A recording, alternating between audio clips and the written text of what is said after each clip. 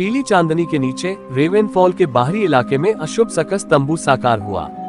उसके आगमन की फुसफुसाहट पूरे शहर में रीढ़ की हड्डी में कपकपी की तरह फैल गई। जैसे ही तंबू हवा में लहराया, एक भयावह आकृति उभरी, जैस्पर द क्लाउन। उसकी चित्रित मुस्कुराहट असहज दर्शकों का मजाक उड़ाती हुई प्रतीत हो रही थी। प्रत्येक रात जैसे ही घड़ी आधी रात को बजती थी, रेवेनफॉल एक अस्थिर सन्नाटे में डूब जाता था। चांदनी सड़कों पर परछाइयां नृत्य करने लगी और निवासी बिना किसी निशान के गायब होने लगे।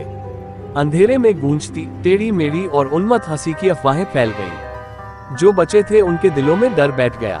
गायब होने के पीछे की सच्चाई को उजागर करने के लिए बहादुर आत्माओं का एक समूह एकजुट हुआ।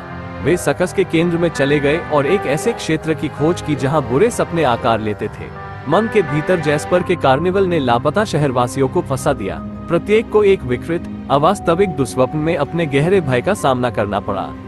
जैसे जैसे समूह दुस्वप्न कार्निवल में गहराई से उतरता गया, उन्हें अपने स्वयं के डर का सामना करना पड़ा। जैस्पर द्वारा रचित भयावहता का एक भयावह समूह। प्रत्येक चुनौती उन्हें द्वेष के दिल के करीब ले आई, लेकिन जैस्पर की हंसी ने उनके बढ़ते डर को बढ़ाते हुए उन्हें ताना मारा। अंतिम टकराव में समूह ने जैस्पर की उत्पत्ति और उसकी कपटी शक्ति के काले रहस्यों को उजागर किया। उन्होंने पाया कि जैस्पर शहर के सामूहिक भय की अभिव्यक्ति थी, जो उनके अवचेतन की गहराई से निकली एक द्वेषपूर्ण शक्ति थी। उसे हराने के लिए उन्हें न केवल जोकर का बल्कि अपने भीतर के अंधेरे का भी सामना करना पड़ा।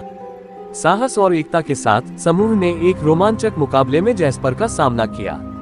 जैसे ही उन्होंने अपने डर पर विजय प्राप्त की, दुस्वप्न कार्निवल टूट गया, फंसी हुई आत्माओं को मुक्त कर दिया।